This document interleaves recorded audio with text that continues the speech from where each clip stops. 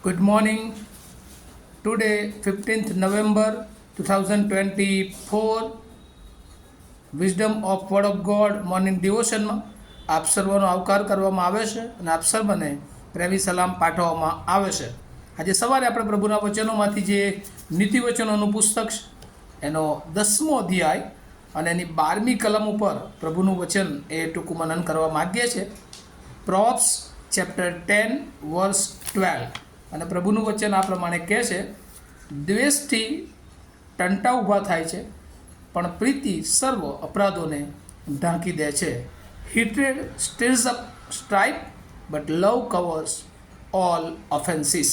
અને આ પ્રભુનું વચન આપણને બહુ જુદી રીતે પ્રભુની ખાસ પ્રકારની શિક્ષણ આપે છે.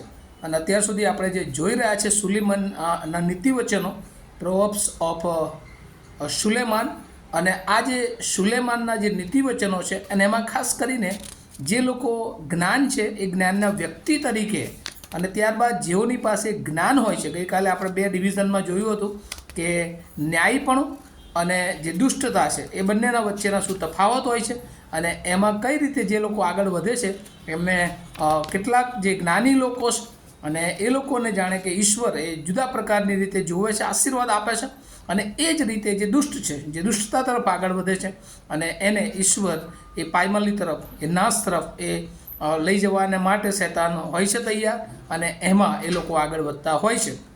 પણ બીજી એક બાબત અહીંયા જ્ઞાન સંબંધી જે શીખવામાં આવી છે, અને જ્યારે માણસની પાસે ઈશ્વરની બીક, ઈશ્વરનું જ્ઞાન એ હોય છે ત્યારે એ એના જીવનમાં એ જુદું એ જીવન એ જોવાય છે. એનું ચરિત્ર એ જુદી રીતે જાણે કે આપણે જોઈ શકીએ છીએ. અને અહીંયા આ કલમ એ પ્રમાણે કહે છે કે દ્વેષથી ટંટા ઊભા થાય છે. જે અજ્ઞાનીનો માણસ છે, જેની પાસે જ્ઞાન નથી, જે દુષ્ટનો માર્ગ ચલાવે છે, અને એના કુટુંબમાં હંમેશા એ મુશ્કેલીઓ, ટંટા, ઝઘડા, પ્રોબ્લેમ્સ, ટ્રબલ્સ, આ બધામાંથી એ હંમેશા પસાર થાય છે. કારણ કે શૈતાન એવું ઈચ્છે છે કે ત્યાં અશાંતિ રહે, અને એટલા માટે તે એ પરિસ્થિતિમાંથી પસાર થાય છે. બટ જે લોકોની પાસે જ્ઞાન છે, but love covers all offences. અને એનો મતલબ કે જેની પાસે જ્ઞાન છે એની પાસે એ પ્રેમ છે. અને અહીંયા જે 12મી કલમ નીતિવચનનું પુસ્તક, એનો 10મો અધ્યાય એની 12મી કલમ, જે લવ શબ્દ વાપરવામાં આવ્યો છે અને ત્યાં જે હિબ્રુ શબ્દ મૂકવામાં આવ્યો છે અને તે એહેબ. અને એહેબનો અર્થ થાય છે in the sense of having A strong emotional attachment. અને આ ઇમોશનલ એટેચમેન્ટ જે છે એ જાણે કે રિલેશનશિપ માટે અહીંયા વાપરવામાં આવે છે, સંબંધો. અને અહીંયા 5 પ્રકારના સંબંધો વિશે એ જૂના કરારનો આ લવ માટે જે વપરાયેલો હિબ્રુ શબ્દ એહેબ છે એ જણાવે છે. અને એમાં પહેલું સંબંધ લવ બિટવીન મેન એન્ડ વુમન. અને એટલે અહીંયા ફેમિલી કોન્સેપ્ટમાં આપણે જોઈએ છે કે જ્યારે એ કુટુંબ બને, પતિ પત્ની બને, અને ત્યારે એ બંને વચ્ચેની જે કુટુંબની દોરવણી છે અને એમાં જો પ્રેમ છે એકબીજા પ્રત્યે, તો એ કહે છે કે સર્વ અપરાધોને ઢાંકી દે છે.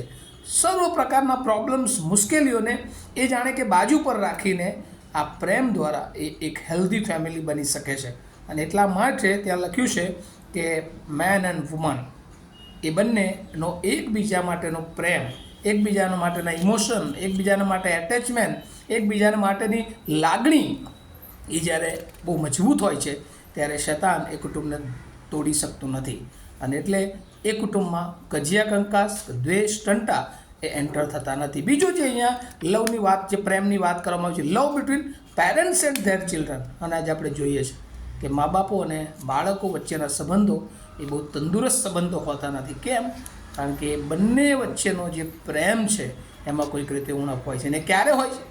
જ્યારે ઈશ્વરની બીક ના હોય, ઈશ્વરનું જ્ઞાન ના હોય એ પેરેન્ટ્સ અને બાળકો પાસે, ત્યારે એ લોકોની મધ્યે જે ઈશ્વર ઈચ્છે છે એ બંનેની વચ્ચેના જે સંબંધો અને પેરેન્ટ્સ અને ચિલ્ડ્રન વચ્ચે એ ટંટા ઊભા થાય છે. પણ કે છે પ્રીતિ એ દરેક બાબતોને ઢાંકી દે છે. અને એટલે એકબીજાના પ્રત્યે પ્રેમ, લાગણી, એ બીજા સંબંધની વાત અહીંયા માનવીય સંબંધોની વાત કરવામાં આવે છે. ત્રીજો અહીંયા જે શબ્દ એહેબ, જે હિબ્રુ શબ્દ વાપરો, એનો ત્રીજો મિનિંગ અહીંયા એ સંબંધોમાં આગળ વધતા લવ બિટવીન સર્વન્ટ એન્ડ માસ્ટર. સેવક અને માલિકના સંબંધો એ બહુ ઓછી જગ્યાએ સારા હોય.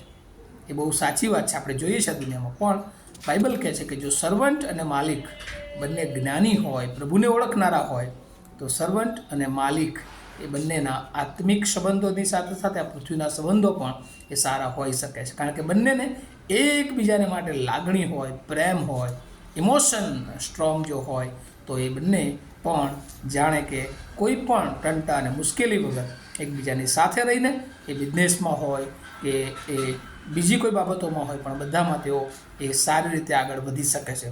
ચોથી બાબત અહીંયા જે સંબંધોની વાત કરવામાં આવી છે ને, લવ મેક ફ્રેન્ડશીપ.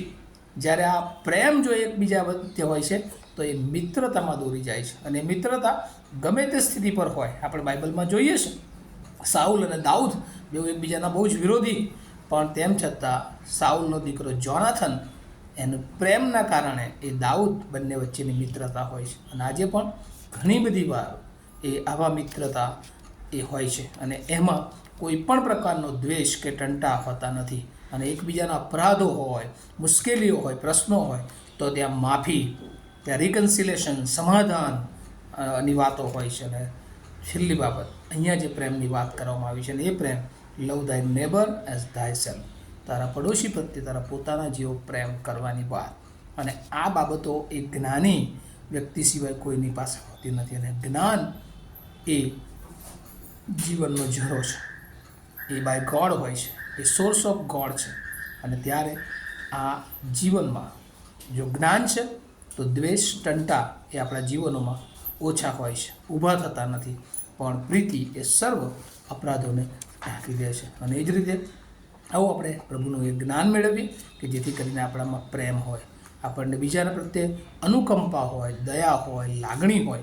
અને એ એટેચમેન્ટ સાથે જો આ પૃથ્વી પર આપણે જીવીએ છીએ તો એ કૌટુંબિક સંબંધો હોય, એ પૃથ્વી પરના પતિ પત્નીના સંબંધો હોય, એ પેરેન્ટ્સ અને ચિલ્ડ્રન વચ્ચેના સંબંધો હોય, એ સેવક અને માલિક વચ્ચેના સંબંધો હોય, એ મિત્રતાના સંબંધો હોય, કે એ અધર પડોશી સાથેના સંબંધો હોય, એ બધામાં આપણને પ્રભુ આશીર્વાદ આપે છે. અને કોઈ પણ પ્રકારના અપરાધોમાં આપણે પડી જતા નથી, કોઈ ટંટાઓ, મુશ્કેલીઓમાં ઊભા થતા નથી, પણ હંમેશા ઈશ્વરની ઈચ્છા પ્રમાણે આપણે જીવન શીખવી શકીએ છીએ.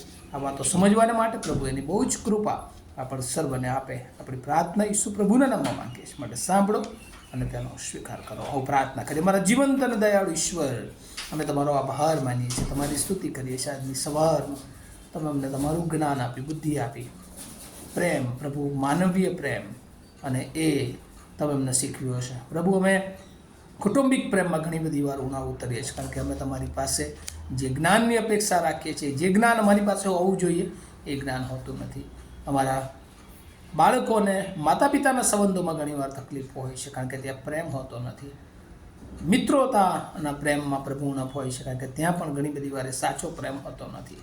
પ્રભુ અમે અમારા પડોશીઓ પ્રત્યે અમારી પોતાના જેવો પ્રેમ ઘણી બધી વાર કરવામાં ચૂકી જોઈએ છે, કારણ કે અમે એ જ્ઞાનથી ઉણપ હોય છે. અને પ્રભુ એવું જ્ઞાન તમે અમને આપો કે પ્રભુ અમે એકબીજાને માટે એ ઇમોશનલ, એ લાગણી, એ દયા, એ પ્રેમ એ અમારા જીવનોમાં હોય, અને અમે બીજા પ્રત્યે એ અનુકંપા રાખી શકીએ કે જેથી કરીને તમે ઈચ્છો છો એવો પ્રેમ અમે આ પૃથ્વી પર એકબીજાની વચ્ચે સ્થાપિત કરીએ, જેથી કરીને અમે દરેક પ્રકારના દ્વેષ, ટંટાથી દૂર રહીએ, અપરાધોથી. પ્રભુ અમારા પ્રેમ એ બધી જ બાબતોને એ ઢાંકી દે, એવી પ્રાર્થના ઈસુ પ્રભુના નામમાં સાંભળો, તેનો સ્વીકાર કરો. Amen. Thank you. Have a nice day to all of you. Thank you.